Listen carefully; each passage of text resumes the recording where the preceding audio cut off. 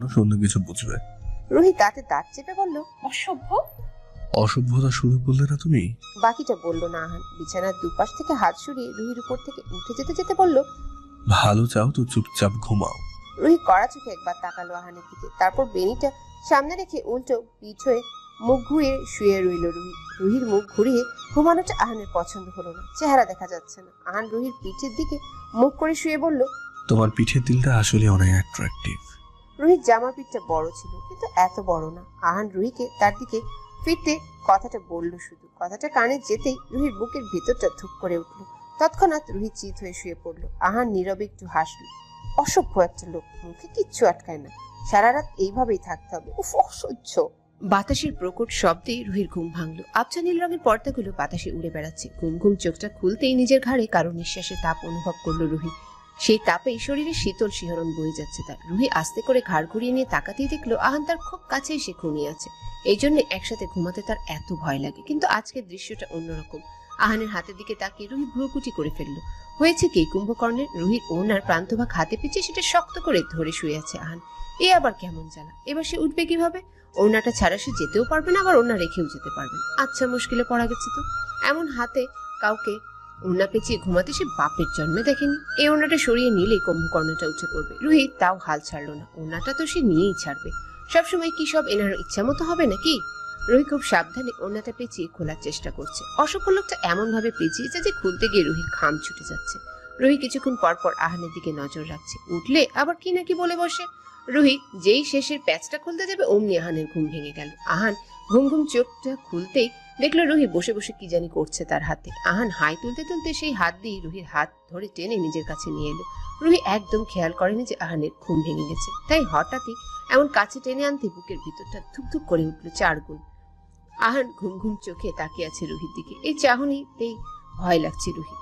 এভাবে হেরে যাওয়া যাবে না। রুহি নিজেকে সরিয়ে নেওয়ার চেষ্টা করে বলল, আমার ওনা ছাড়ুন, একদম সকাল সকাল অসভ্যতা করবেন না। আহান রুহির কোমর জড়িয়ে ওকে বিছানার সাথে মিশিয়ে দিয়ে 2 হাত বিছানার সাথে শক্ত করে ধরলো। হঠাৎ এমন কাজে রুহির চোখ ছানা বড়া হয়ে গেল। বুকের ভিতরটা তোলপাড় চলছে। এই লোকটা দেখছি যখন যা ইচ্ছা তা করে বসে। আহান তীক্ষ্ণ দৃষ্টিতে তাকিয়ে বলল, তাহলে অসভ্যতা কখন করবো? দুপুরে করবো না রাতে? হ্যাঁ, তুমি কখন চাও? আহানের উত্তরে রুহি পুরো তাজ্জব হয়ে তাকিয়ে রইল। এই জীবনে আহান রহমানের কাছ থেকে তাকে এমন কথাও শুনতে হবে তা তার জানা ছিল না। রুহি লজ্জা মিশ্রিত গলায় বলল, আপনার লজ্জা বলতে কি কিছুই নেই? পাশের ঘরে আপনারা গার্লফ্রেন্ড, আপনি কিনা নির্লজ্জের মতো আমাকে এসব বলছেন? কাল রাতে আবার। বলতে গিয়েও থেমে গিয়ে মুখ ঘুরিয়ে নিল রুহি। কাল রাতে কি করেছি আমি? থেমে গেলে কেন বলো? কে আমার গার্লফ্রেন্ড? কতবার বলবে তুমি বুঝবে বলো তো? হ্যাঁ, আর তার থেকে বড় কথা, লিগালি তুমি আমার ওয়াইফ। তো ম্যাডাম, আমার অধিকার আছে আপনার উপর। সে নেহাত আমি ভদ্রতা বজায় রাখছি বলে। খুব কাছে এসে বলল আহান, এটা আপনার ভদ্রতার নমুনা? বাপরে, আপনার অভদ্রতা দেখে না আমি কোমায় চলে যাই। আপনার বউয়ের কপালে দুঃখই আছে। মুখ বাঁকিয়ে বলল রুহি। পরক্ষণে মনে পড়লো সে নিজে এখন এই কুম্ভকর্ণটার রুহি। মনে পড়তেই ঠোঁট কামড়ে চোখ খিচে বন্ধ করে ফেললো। আহান এক টানে হাতে পেঁচানো রুহির ওড়নাটা টেনে রুহির উপর থেকে সরিয়ে ফেলতেই রুহি হকচকিয়ে উঠলো। আহান ওড়নাটা একপাশে ফেলে দিয়ে রুহির দুপাশে হাত রেখে ঝুঁকে এলো। রুহি আত্মা কেঁপে উঠেছে। কিছু করে বসবে না তো এই লোকটা? এর উপর কোনো ভরসা নেই। আহান রুহির উপর থেকে নিচে দেখতেই রুহি হাত দুটো বুকের সামনে রেখে দৃষ্টি সরিয়ে কাঁপা কাঁপা গলায় বলল, কি করছেন আপনি? বাতাসে আজ অন্যরকম নেশা। রুহির ভয় হতে লাগলো। আহান বাঁকা হাসি দিয়ে বলল, আসলেই তোমার কপালে দুঃখ আছে। আমাকে যেভাবে ভোগাচ্ছ তার পানিশমেন্টটা তুমি শিখতেই পাবে, চিন্তা করো না।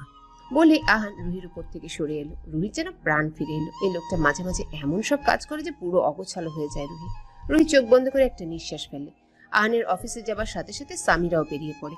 রুহি বাসার একা, তার কিছুই ভাল লাগে না। উফ, কি অসহ্য লাগছে তার। রুহি বারান্দাটায় সময় কাটালো, টিভি দেখলো, খুবই বিরক্ত লাগছে। তারপর মাঝে মাঝে আহানের বলা কিছু কথা মনে পড়তেই মাথা ঝাঁকিয়ে সব মাথা থেকে ছেড়ে ফেলে। দুপুরের পর আবার সামিরা হাজির হলো, হাতে করে অনেক কিছু নিয়ে। রুহি দরজা খুলে অবাক হয়ে প্রশ্ন করলো, এসব কি? সামিরা ব্যাগগুলো সোফায় রেখে বলল, আহানকে সারপ্রাইজ দিব। আমি তো আজ রাতেই চলে যাচ্ছি, তাই সন্ধ্যায় আমরা একটু একসাথে টাইম স্পেন্ড করব ভাবছি। ওকে ওকে, সারপ্রাইজ দিব, বুঝলে? রুহির কেন জানি প্রচন্ড রাগ হলো। একসাথে টাইম স্পেন্ড করবে মানে কি? রুহি থমথমে গলায় বলল, তুমি ভুলে যাচ্ছ আমি তার ওয়াইফ। রুহির চোখে মুখে বিরক্তির ছাপ। এই মেয়েটাকে সে আর সহ্যই করতে পারছে না। শাকচুন্নি কোথাকার। এই মেয়েটা পিছিয়ে পড়ে আছে আহানে, আর সেই বিশাল ভদ্র ছেলে কিছুই বলছে না। সামিরা জোরে হেসে উঠল। রুহির মেজাজ আবারও বিগড়ে গেল। সামিরা হাসি থামিয়ে বলল, রুহি, সত্যি তুমি অনেক ভালো অভিনয় করো, মানতেই হবে। তবে আমার সামনে আর অভিনয় করতে হবে না তোমায়। আমি জানি তোমাদের এগ্রিমেন্টের কথা।